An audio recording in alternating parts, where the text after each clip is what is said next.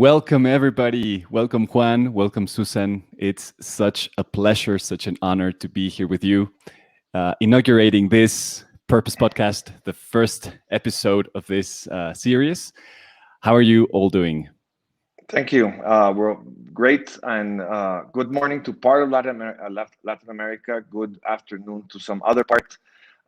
Good night in Asia, and more or less a good, very late night in Europe. We have people literally from all over the world joining this, and we hope to create a community that works around these topics that we're discussing. And special welcome to Susan Robertson. This is an absolute privilege to have you here, and Alex will introduce you, but I think everybody's not here to listen to us, but to listen to you. So thank you very, very much for being here.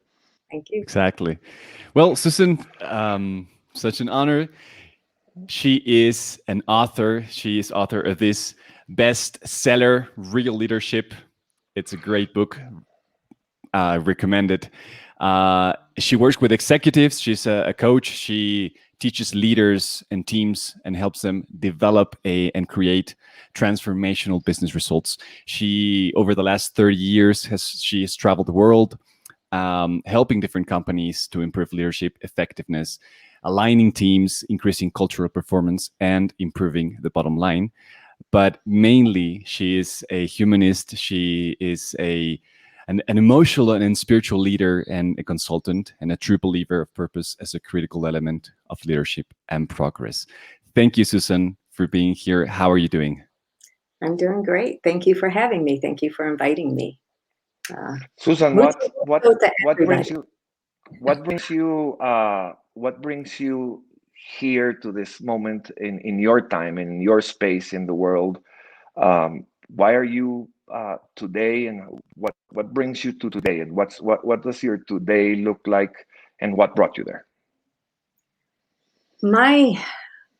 I've been trying to live a sense of purpose, and I use the word trying on purpose because I feel like purpose is, I feel like I will never completely fulfill my purpose, and I will always be working toward it. So, working toward that which I think makes a difference in the world. And I think purpose means that you're making a difference in the world, but you're using the role that you play in business as the strategy for living out your purpose. I just feel like I have more work to do, that there's more work for me to help others achieve that sense of, and I've heard my clients say, internal alignment within themselves as they live and breathe and work, particularly in the corporate world. And I've always said that I do my dance of living my purpose in the corporate world. And so, Alejandro, we were talking about earlier, I just feel like I'm on a learning journey. And as I continue to do this work, I continue to learn myself and continue to grow as a human being. And so that's why I'm here. That's why I keep doing this. It's very fulfilling. It's beautiful. I share with you this thought that we are always walking towards our purpose, right? We're always creating that purpose in a sense. But maybe not all of us have the opportunities to develop it. Not all of us have the underlying situations, the underlying tools to create that purpose or to expand that purpose. What are your thoughts on that? What needs to come first?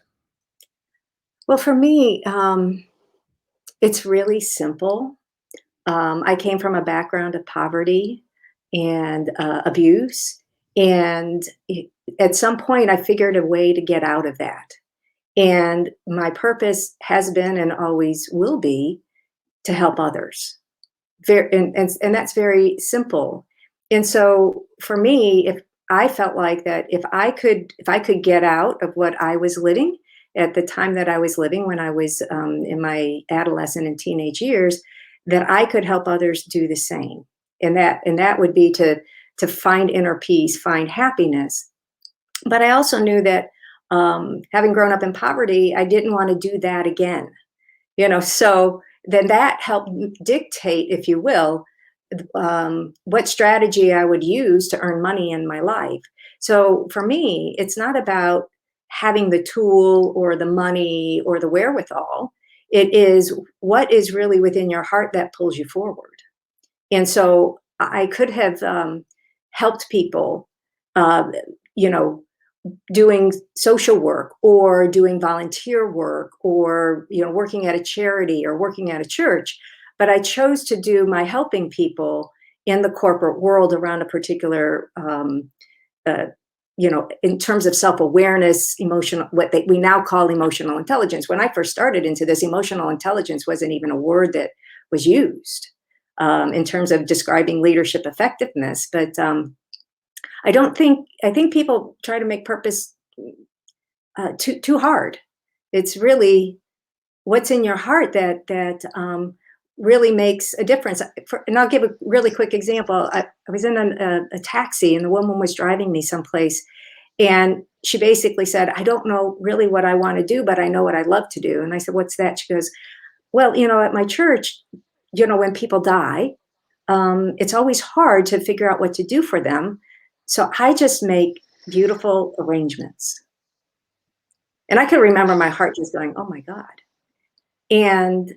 And that was her gift to the world. And so we ended up spending 5 hours in the car. I was at my destination. And she is now, her purpose was doing something she always loved. And now she does make a little bit more money at it. To do it, she still gives away that beauty. That's what she thought of it. I'm giving away beauty in a time of sorrow. That's a purpose. And that's simple. We all believe, when you talk to people who know a lot about purpose, most of these individuals will tell you about a difficult moment in life that was a turning point.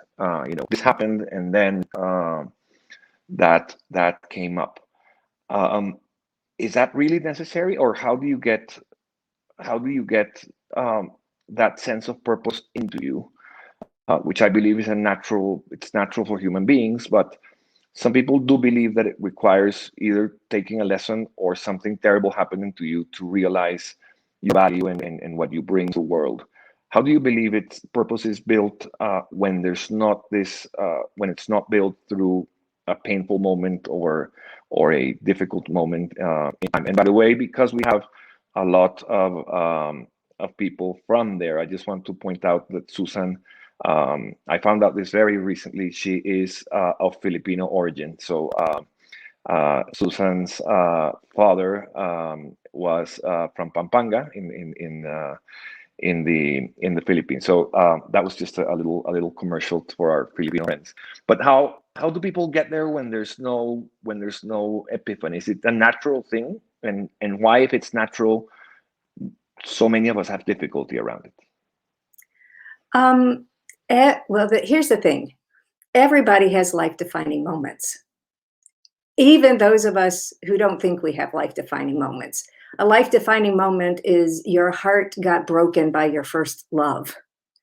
And then we make up what I call the I will always or I will never beliefs that then guide the rest of your life. And then you start living out of it. But all of us have these life-defining moments. And it could be as simple as you had the most loving parents, and this is what you want to replicate, right? So you don't have that trauma, but that could be enough to instill that sense of purpose, that this is something that you want to give to other people. You want to make sure that because you see children in the world not having what you have, that's a life-defining moment, and that's actually pain, that you then create a purpose of helping others. And that's one of the things that I've noticed about purpose. It's always, always, always, always around helping others, helping people, helping community, helping the environment, helping something. And so sometimes purpose just comes out of that desire to help somebody else or help something else that is just that important to you. So I think of purpose is like a deep, deep value that not always is it wrapped around pain, but generally pain is the one I see somebody in pain. So then that causes me pain. So then therefore I'm going to, and that's what I call a significant emotional event, or um, or a life-defining moment or a series, where then we create, and I will always sort of believe that this is what I'm going to do. This is how I'm going to make a difference in life. So it doesn't have to be in pain, but often it does, because I see the sorrow that I see on television that causes me pain, even though it didn't happen to me. So now I will do the charity What, work, or do that kind of work, or get involved in this, or find out where I make a difference. it's very, very interesting. So we have to connect with our full humanity, with the full scope of our humanity. It's impossible to create purpose without connecting with empathy. No, first of Yes. all, without connecting with the other person that's in front of you, or the collective, which is something that Juan said in a few moments ago. Okay, how do we connect our purpose with the collective purpose? That's something that you, Juan, say a lot, and I think that this is connected with it. You just answered that. I mean, there is no individual purpose, right? There cannot be a purely individual purpose.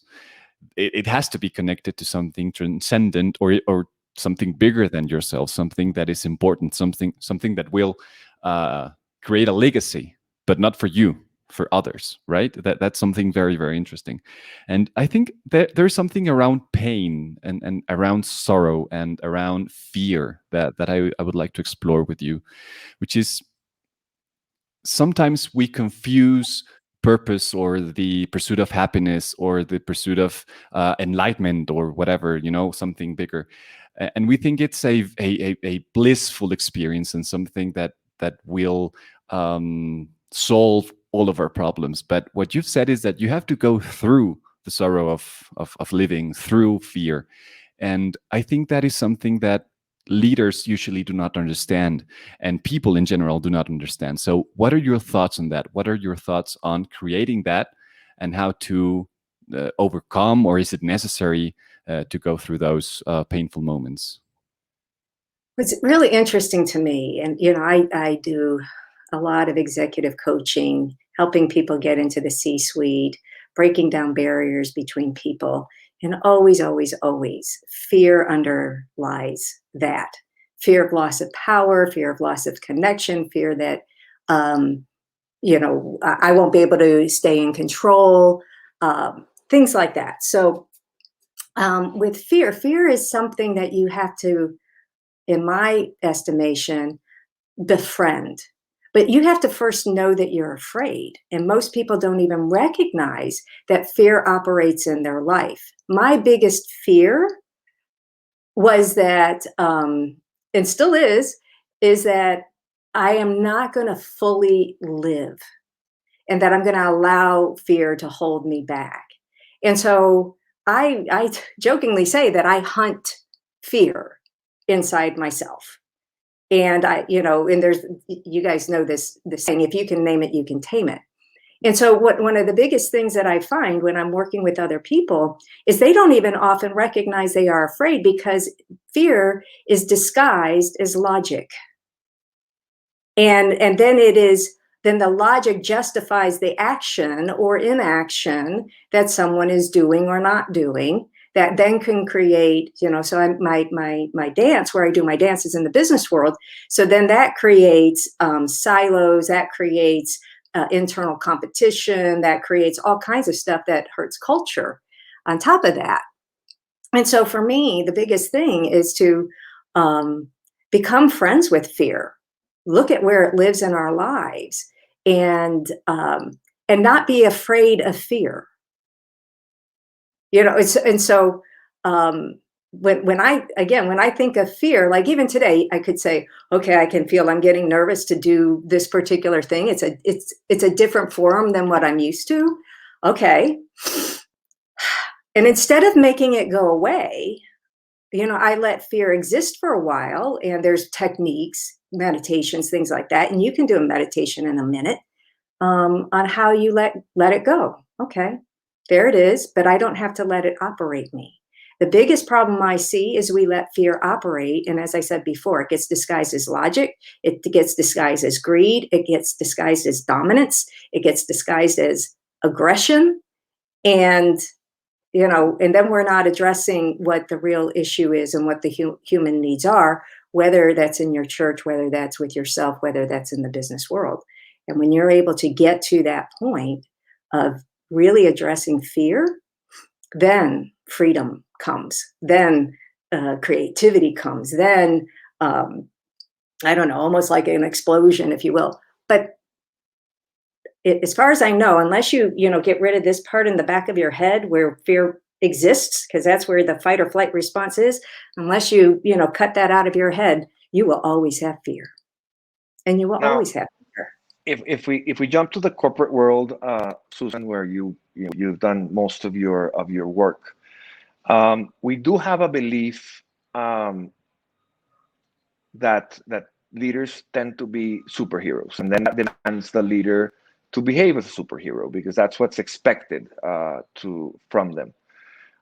How have you found leaders getting in touch with their fears and breaking from that logic, which I would believe it even further. That logic at some point even becomes a belief, and Yes. it suddenly is something you believe in. I'm not good at this, and you never even tried it. So what's you've handled strong leaders and people that are beyond life itself. How does that process that triggers fears that allows you to move on? How does that work in corporate leaders, and how does that work cross culture? Because I'm sure it's although it's human, it may have um, different aspects around that in different places. Yeah. That's the $1,000,000 question, right? How do you do this? How do you do it when it's not one at a time? Is the one thing I say when I'm working with teams as well as individuals. The fastest way to break down barriers between people and within ourselves is to face, with teams, I always say, talk about the issues that create distrust. Put them on the table. We don't want to do that because we think we're going to hurt people's feelings, but we're hurting people's feelings by not saying things out loud, and it's creating division and barriers. But we're afraid that the fear of rejection comes up, the fear that we're not following, we're not being respectful. Well, there's a difference between being respectful and not telling the truth. It's more important to tell the truth respectfully about behaviors and things like that. So as a leader, as a facilitator, as a consultant, you have to create the conditions. And, we were talking about this before we went live, of psychological safety so that people can be vulnerable with each other. And now we've made the playing field even, is being able to bring people out. So then as a leader, one of the very first things I ask them, of course, there's stages of asking. It starts out with, what concerns you the most? And I always say, people don't think the word concern actually means fear, but I call concern fear light. I'm anxious about, that's fear too. That's fear light.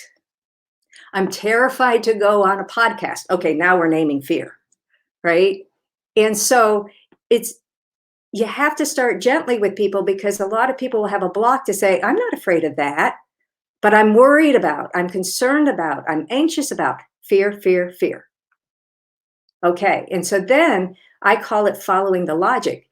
So if we followed that logic, so I'm concerned about this. Okay, give me your logic string that's inside of your head to eventually that outcome that you're afraid of. And most of us, we just say, I'm concerned about, and we stop there. We don't go all the way to the end. And if we go to the end of what we're thinking, you're going to always find that deeper fear. And generally, there's three of them, three main ones that I find: fear of rejection, fear of failure, and fear of, if you will, embarrassment, which actually is fear of rejection. So when they're able to get to that point, so you work with somebody that's overly, aggressive. They don't look afraid, but they are. They're afraid of losing power. And so if you follow that string, if we're able to get in there, and I call it poking, and actually able to poke them and go, okay, what is it about losing power? And of course, I have to use the word concerns you the most. Because if I use the word that causes you to be afraid, they're going to say, I'm not afraid. And I'll say, okay, so what concerns you the most if you are not in, and I can't even use the word power. I have to use the word if you're not in control. And so I always talk about, you got to go gently when you're addressing your own fears. And so for people, I sometimes have them do homework around, what are your concerns? What causes you anxiety? What causes you fear? Put that list together. I'll have them do homework around their inner self-talk. This is one that people don't like, is every time they say something negative about themselves, they have to record it into a recorder. And some people have jokingly said, I might as well just leave the recorder on all day long. And then the one they hate even more than that is like, okay, every time you give yourself a positive reinforcement, record that. Then they're like, now I really hate you, Sue.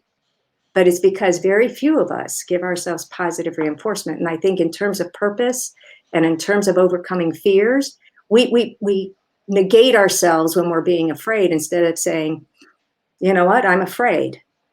You recognized it. Now I can do something about it. And now you're giving yourself an atta girl and atta boy, and it changes your internal state. And now you're able to take steps forward, even though I always say you take steps forward with your knees shaking. And how does that step forward, because you're able to reach self-realization there. Now, how can that, I would believe that's not enough. You need to, how can you transition that to be able to express fears to your teams when you're the leader? How does that's what we call today vulnerability, but it's how do people get to that, and why is that valuable in a leader? Why does it add value rather than what people would think subtract value from them? Thanks for that question. I'll answer it with a very quick example. Right after COVID came and everything sort of shut down and everyone went virtual, we started working, and this was the following week after massive shutdown. I was scheduled to do a team session with a group. And of course, they were like, well, we can't do it because we're not together. And I said, let's do it virtually. And so the leader of this group was new to this role and was, it was a stretch goal for him. And what did we do? We started with connection. We started with, what is everyone really afraid of? And two things came up: health, COVID-19, and financial security. Are we going to be in business? Because, I almost said the company. Because if this company is not in business, if we experience hardship, then I might lose my job, right? And so now I'm thinking of my family and stuff. So what we did is that we had everybody lay it out. Now we coached the leader from his heart, to put it out there. After they put it out there, then it became a very simple thing. How do we solve this problem? How do we ensure that, one, we stay healthy? Well, we're all going to have to do what we do with that. Okay. Now, if we want financial viability for our families and we don't want to lose our job, they came up with a purpose for their team. Let's make sure we're necessary and relevant. And then they coalesced around that. And they kept the doors open. And last week, I was just talking to this guy, and we kept in touch with them. We were doing things throughout the year. I said, so where did you end up? And he said, our team ended up 35% ahead of result. Our next nearest competitor was 15%, because this is a global organization. And he said, it's because we connected, we talked about fear, we talked about the obstacles, and then we solved the problem. And so once you name it, Then you go into problem solving, but that's where you have to go inside of your own inner voice, right? What's the real right way to go forward with this? And for me, sometimes if I'm feeling concerned about something or afraid of something, I have to sit down and say, don't act. Don't act. Sit with it. And the question I ask myself is, what is the real right answer? Not the answer that I want to hear, not the answer that I like. I made the real right answer. And we all have an inner voice. We all have inner guidance. We have to learn to listen to that and get out of that logic that says, do this, don't do that. They might this, they might that.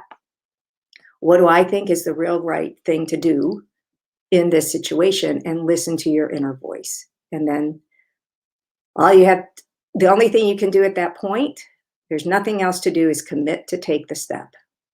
And that's why I always say, and you do it with your knees shaking.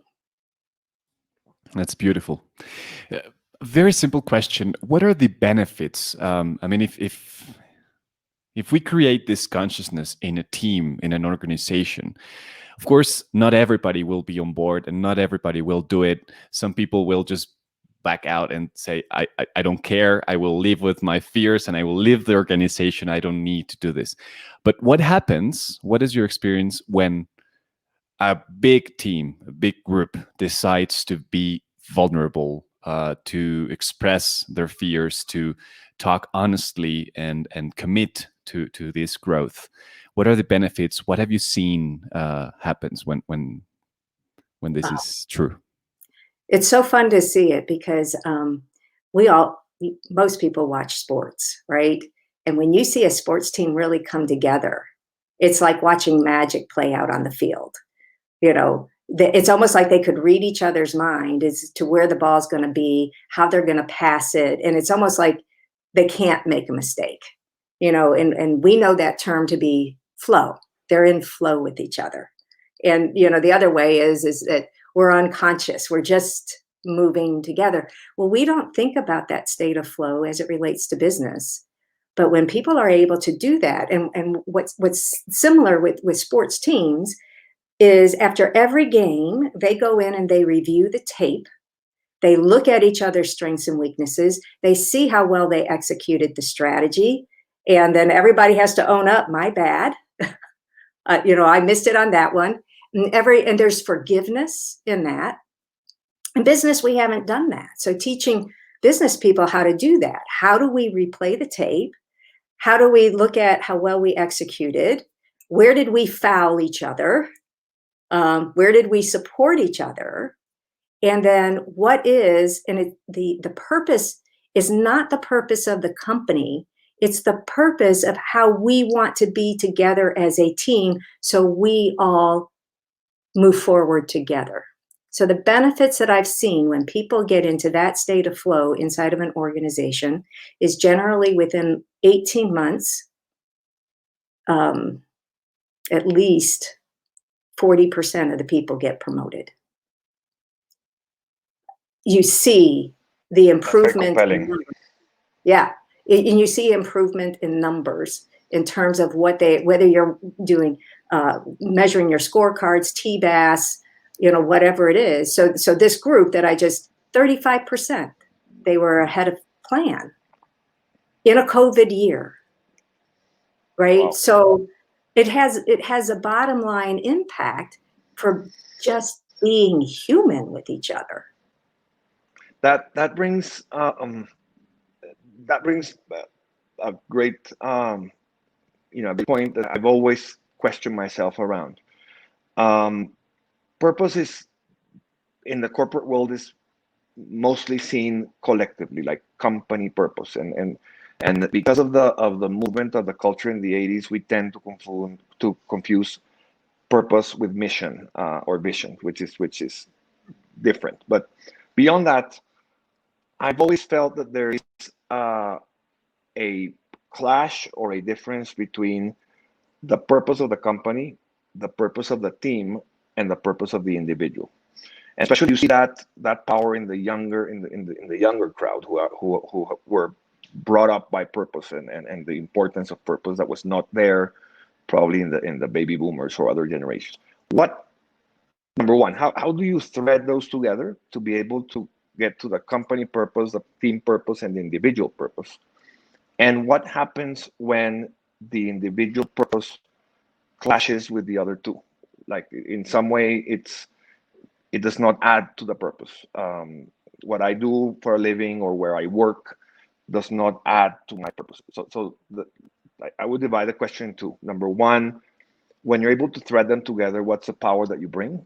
And then when they're not threaded, how do you handle it? Or do you really need to work for a place that contributes to your purpose? And if it doesn't, you need to go look somewhere else. Thank you for that question, because when I've had that question in the past, some people are working in a job that is not fulfilling of their purpose, but because they have the job, it supports their purpose elsewhere and their mission and their vision. So it gives them the opportunity to earn the money to be able to do that volunteer work at the church. It's a different question if somebody is proactively pulling away from a group and causing problems. Then I sometimes say, then sometimes you need a divorce in the group. If somebody's actively, but maybe I'm like, I'm okay where I am. Great. I just want to work. I want to be happy. I don't want a lot of melodrama. I want to support the team. I want to put in a good day's work, but I want to go home because my purpose is to be there every night or at every baseball game or every soccer game, or as you would call it, football game. That's really my deal. So I want to contribute. I want to know I'm making a difference where I work, but where my real heart is at home. So then work becomes the means to the purpose that you're living. When you see really high performance is when you see that a team can accommodate somebody like that, because not everybody wants to be a star player, right? And there are some people who want to move up. So when you have somebody like that, you have what I call your solids. They're going to be there hitting the ball every single time, but they don't need to be the star. You want a lot of people like that on your team because their purpose is just to be part of the team. And then their purpose is to live their life at home and have more time at home. But then the team can look at it and say, okay, if we fulfill this is what this group this 35% group I'll talk about was looking at. They actually love their brand. And, they bleed the colors of this brand. So for them, it was win, win, win. And there are some people on the team that were just like, you know what? I'm good to help you guys. Alejandro, Juan, I know you guys want to move forward. I'm good where I am. I like my 45 hours. This is good for me. So for a leader, they need to, in my opinion, they need to know that. They need to know that about their people. Who really wants, if you will, more of a career and a succession? And then your purpose as a leader is to, I always like to say, let the horse run. Because if they're running their game, my job as the leader becomes easier. Because I'm supporting their purpose. And then the rest of the team, we can pull them together and say, yeah, you can do your 9 to 5 or your 8 to 5 or whatever it is. So you can go home to do this. And again, you have win, win, win. I'll give a really quick example of another group I work for. So simple. Their purpose as a team was to cut, because they called themselves the workhorse and never recognized. In the, this other part of the organization, they got all the street credibility. And so they said, we know we're going to be a workhorse. That's just the function of our job. But we're tired of working so hard. And so the purpose of the team was to cut 5 hours a week for everybody. That was the purpose. That was the goal of the team that they coalesced around. So when you think about that, if they were each going to cut out 5 hours from their job as a consolidated purpose, what do you think happened to efficiencies? They didn't go in with, let's improve this process around blah, blah, you know, because that's like really boring. And not everybody gets excited around, yay, let's improve this process. No, they got excited about having 5 extra hours being at home. And so then they coalesced around that. And what do you think happened once they met the 5 hours? They went for a few more hours. Mm. And then what do you think And happened? productivity comes with it. Productivity went up. And do you think they were seen as a workhorse anymore? Mm. And the processes were improved in the way. Yeah. And the problem is none of them wanted to be promoted. They liked where they were. And now, because this was a European group in England, you know, people were looking at poaching them. And they're like, no, we're good. We're good. Leave me alone. What's the difference between in the corporate world? Because it may be confused, a goal and a purpose. How do you distinguish that? Yeah, I guess, well, in this way, you know, the goal was the purpose and the purpose was the goal. The purpose was, you know, I guess in a way, freedom for them to live the life they wanted. And so then they created a goal that allowed them to do that. Let's all subtract 5 hours a week off of our schedule. And so then they were actually able to measure it. They all started tracking time. Who likes to track time? None of us. I don't like to be on Clockify, but we need to know how efficient we are, right? And so that's what they did. They started tracking their time because they all wanted to say, okay, if we change this, will that reduce our hours? If we do this, will that reduce our hours?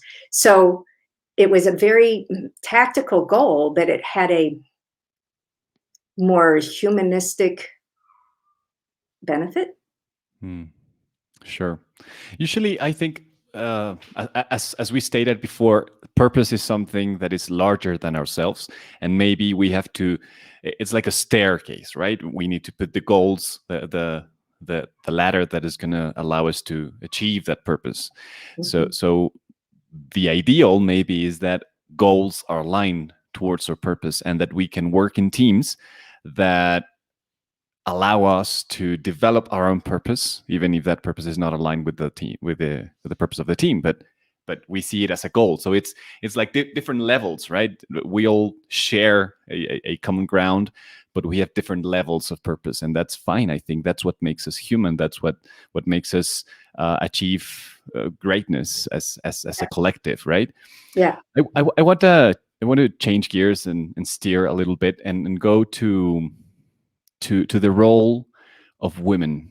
I think that it's common sense even that women are more sensitive, and that they feel the you know, the emotions of people in teams. But I don't know if do you agree with that? Is it true? What's the role of women today in powerful teams? You know, it's interesting that you asked that, because I can remember when I got into business 100 years ago, feeling like I had to squash that, to not be seen as so soft, so emotional, so sensitive in that way. And I know a lot of women who feel that they need to do the same thing. So I got to look tougher, but not look, excuse my language, bitchy, but I got to look tougher. I've got to be harder. I can't be too nice, because then that would be seen as not being strong enough as a leader. And so, you know, there's a lot of women who feel like they are not fully living who they are, because they're imagining that they have to fulfill a certain role or an expectation that businesses want. And it's like these unspoken rules that nobody's ever really said. In some places they are said because you get the feedback. And so with women, my feeling was, as I came to grapple with that within myself, was I was going to use that sensitivity. And I'm not so sure all women are. Now, I had a Native American teacher that would say women are more sensitive because they grow children inside of them. So you have to be aware of your inner world. That's the Native American way. And men had to be more sensitive to the outside world because they had to pay attention to protection of the group, right? So if that's true, and women are more attentive to the inner world because they carry life within them, then I remember making, that was a life-defining moment when my teacher said that to me. I thought, well, then how do I use that in business? And so it became really clear to me is that if I paid attention to what people were feeling, I could then, I call it, manage the energy of a group, manage the energy of the leader, and that and manage the emotional flows that happen within a group, so that you can start to avoid melodrama and all of that. But if we're not even aware that that's what we're picking up, then we get caught in that melodrama. And so I do think that those women, but men also have it. Men also have it. And so I think that's a misnomer, that they have that same capability and capacity to sense what's not being said or talked about. The difference is will either the man or the woman put it on the table? And now we go back to fear. Let's go back. Let's go back to fear. You've worked in, I guess, almost all of the continents, and you have an extensive work with Native Americans, which is very interesting. Can you tell us a bit of how the social construct or the cultural construct changes or affects sense of purpose? Because it should be, we're saying we're humans, it's proper to the human being to have purpose, but how do the external social and cultural construct in Asia or in the Native Americans or in the deep South America, how does that change? Or is it typically human at the end? We're talking about the same thing said in different ways. I found it's the same thing said in different ways, but what's different is the construct in which it lives. And so, for example, when I visited the Philippines for the first time, after I did not meet my father until I was 34, the construct there, I mean, if you're over there, the Filipinos are known for being very gracious and very helpful, and they'll give you the shirt off their back, right? And that's a social... Very collective too. Very, very yes, collective. It's very collective. And so, you know, if I'm going to fit into that society, I'm going to play by those rules, even if I don't fully understand I'm living by that. And then there are other countries where the need for logic outweighs the collective. And so what I find is that depending on the collective and the construct in which you live in, then people try to live up to that, to get their approval, to create success. And then at some point, I have found that people who really break away move beyond the construct. And so, like in Latin America, what you see is, and it's a difficult construct, particularly in Mexico. I've done a lot of work in Mexico, is basically su jefe is su jefe, right? Your boss is your boss. And even though I worked with a number of organizations there are wanting to break that, it's so culturally driven that even when people want to speak up, they still don't. So then it becomes beholden to the leader to set the table, if you will, so that people will walk into that space of speaking up. So again, it comes down to, you have to acknowledge the construct that you're living in, but it's really hard to see the box when we're inside the box. And then be able to get outside that box. And that's where everything comes back to then that self-reflection, self-awareness, a question I ask myself all the time is, what am I not seeing? Do What you am I believe being? religions? Do you believe religions in the whole array of religions? I'm saying religions in a generic way. Also are determinants for the purpose of the individual that lives or believes in that religion and changes it because of that? Yeah, I do, because it's a belief structure that people put their heart into, and we put our heart into it so much that sometimes we create war over it, right? Yeah.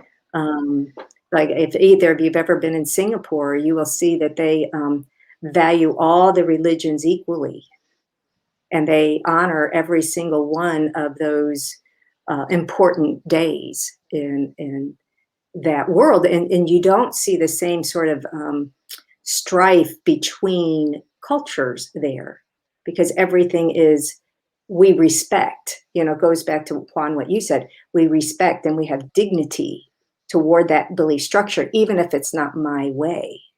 And when you're doing that within teams, it's the same thing. I may not agree with how you do it, but if we're looking at all being a good person, that's the thing. Most people don't want to fail as a parent. Most people don't want to fail at work. Most people don't want to look like an idiot when they get out somewhere. That's the basic of the human. And then it's just the rules that are around it.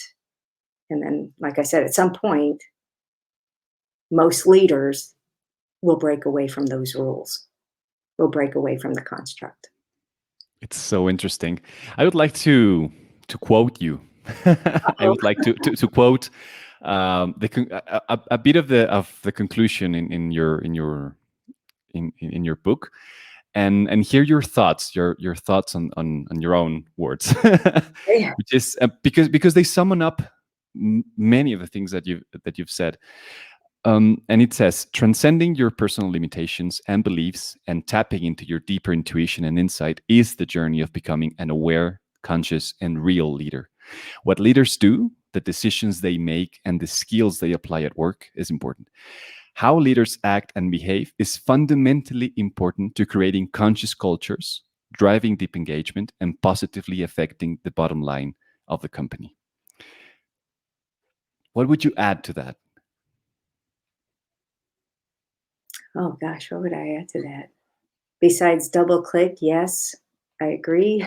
You agree, of course, you agree. I You agree. wrote that, but maybe I would, let me just yeah. state the question. Most of us are confused, I think, about the importance of the leader as a creator of culture, as a creator of well-being in the world. And I think that you stated very, very profoundly how it is our responsibility to become real leaders so that we create welfare, well-being for others. So, yeah, what do So you what think I would add to that is, and I always say this: don't wait for your leader to do this. So, and I would add, and don't be afraid to try. My biggest fear was I get to 65, 70, or at the end of my life, and then have a regret that I didn't out of fear. And so with people, if you really want to make a difference and you have leaders who aren't listening to you, that's a choice that you have to make. And I'm not saying it's an easy choice. And you've tried a myriad of different ways to say, hey, look, I've got some ideas that can help our team and help the organization, help my church, help my community. Then you have to then make a choice. Do you want to stay there and keep trying? Or do you find a place that's more in alignment with yourself? I find that, because this comes up a lot, that 95% of the time, you can find that alignment. You just, when I go to Mexico, if I really want to be understood, I need to learn how to speak better Spanish. If I want to influence my leader, I might need to learn his or her language. And, you know, in neurolinguistics, they would say, understand the other person's model of the world first before you try and get them to understand your own. And, you know, that leads to the law of reciprocity more often than not, that they will reciprocate. I think that's fascinating because you're bringing something that I think is one of the main topics today, and that's we were taught about empathy, and we were all, you know, put yourself in the other person's shoes, and we learned empathy either conscious or unconscious. And now I believe we're in a world where empathy is not enough. Now you need compassion, which requires not only understanding but reaching out to the person. Compassion, not in a like a savior or a, you know, solving humbleness, but really giving part of yourself, not just understanding. Um, in you know, with that segue, and we're reaching the top of the hour, Susan, could you just you know, for our audience, just summarize what is that true leadership? You know, what you believe true leadership is, and perhaps give us two or three ideas that we need to reflect upon in our leadership that will help us in that journey. Sure. In my book, Real Leadership, I talk about basically the starting point is the R, resilience, which includes self-awareness and includes that ability to self-manage ourselves. And you have to have well-being, because if you don't have well-being, and I mean physical health, psychological health, emotional health, spiritual health, because if you don't have that, you're going to be under stress. And when we're under stress, the dark side of us comes out, the side that's not so pretty. When we are in a well-being state, we act more true to whatever we feel our true nature is. And then what is leadership? Leadership is about being authentic. It's about being compassionate. And compassionate for me also means being forgiving. It's about being a servant leader. And the one thing that I find that is a big distinguisher for people is whether or not they have discernment. You can make decisions all day long, but whether you have discernment and whether you are discerning. And discernment means that you are looking at things from that larger picture, and you're making choices about which decisions you will be making. And that to me is one of the biggest distinguishers between people and happiness, is sometimes we get so caught up in doing, deciding. We haven't discerned for ourselves. We used our inner intuition to say, is this in alignment with my deeper purpose? Is this in alignment with how I'm trying to create my life? Is this in alignment with my leadership? Because we're so caught in the doing. And that's why resilience is so important, is we have to take that time out. We've got to go to the mountain, if you will, and just go, let me take a look at this. And when we do that, discernment comes. And you only, you know, when I did research on discernment, there's very little written about discernment in leadership. Discernment in religion, yes, but discernment in leadership in general, no. And so our own ability to discern what's really important to us, our own ability to discern that maybe the best decision is not to take a decision, and that's a decision. And our discernment to be forgiving, that to me is why the L means leading with wisdom, is that then you're using your inner wisdom. But it takes all of it to make happen. So a couple of tips, I would say meditation. Hands down, meditation. Go to the top of a mountain, contemplate your navel. Go to the beach, contemplate your navel. Sit with what's really important to you. And then, no matter how scared you are, if you feel like it's internally right, you're discerning that this is really internally right, you take the step no matter how scared you are. Befriend fear. It's Well, great. that's very powerful, and it sounds easier said than done, definitely. Yep. It is. It is easier said than done because it is a practice. We need to be very disciplined, right? It's not enough doing it once. It's not enough going once to the beach or to the mountain and saying, now I'm a real leader. Let's all let's all go forward. It's a practice. It's you need to include it in your daily routine. And it's not only about formal meditation. You can do informal practices everywhere, and you can create mindful spaces in Yeah. your teams. Also, we can create that. We can develop mindfulness not as a spiritual practice even, but just as a strategic practice, so that we can all understand each other. We can all create more depth and depth, empathy and compassion, as one said, among us. So we're reaching the end of the interview. Hopefully not the last one, but what do you think would be a message, like a billboard that you would put in the middle of the city so that everyone would look at it? What would be your message for the world? Oh gosh. If you want true happiness and inner peace, attack your fears. Go after them, name them, be ruthless about what you're afraid of. And in that, if you're not afraid of being afraid, there's no stopping you. Mm. And whatever you want to create in your life. Thank you, Susan. That's a great message.